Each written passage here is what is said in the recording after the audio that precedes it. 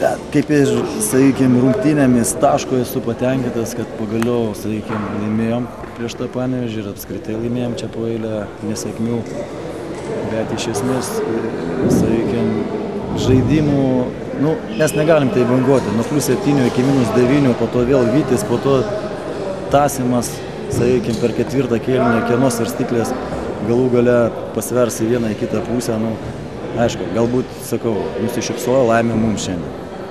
Sakykime, bet taip negali būti, sakykime, aš negaliu į startinio žaidėjų neduoti pailsėti, nes vieną keitimą padarai, antrą keitimą padarai.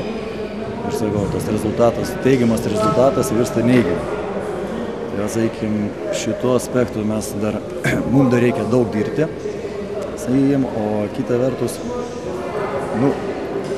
padėtų dar Ovidijus Varanauskas, bet žmogeliukas dabar šiuo metu biškai pervargęs, gal jam per didelį krūvį, dar kažkas, daviau pailsėti, šiaip, sakau, tikėjausi labiau iš Baziuko, bet, sakau, galbūt šiandien nepavyko jam įsijungti į tą žaidimą, nors žaidėm prieš kelias dienas Švedijoje, tai viską gerai ir viską gražiai žaidė.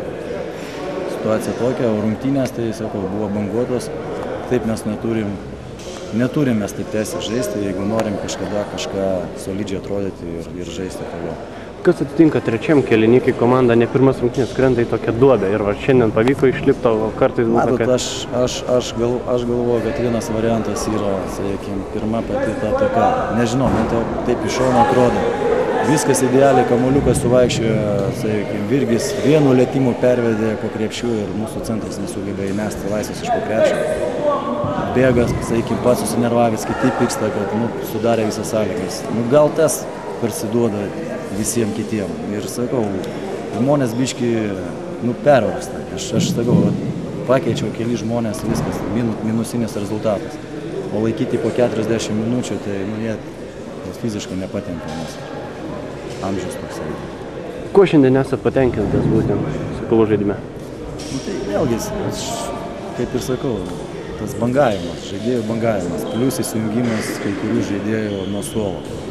Čia, sakau, labiausiai yra problema, kad per treniruotes lyg tai dirba viskas, gaunasi viskas ir metimai taip pataikom, tik oficialios rungtynės ateina viskas.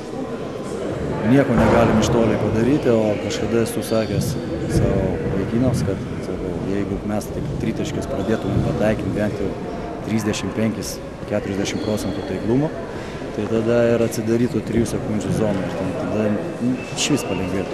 Taip kaip žaidėm draugiškus rungtynėse iki sezoninės.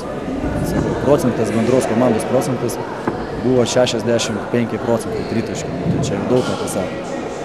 O prasidėjo tik oficialios rungtynės ir viskas, ir mūsų visi snaiperiai, sakykime, jaunesniai snaiperiai, būsimieji galbūt snaiperiai, kažkur pradingsta.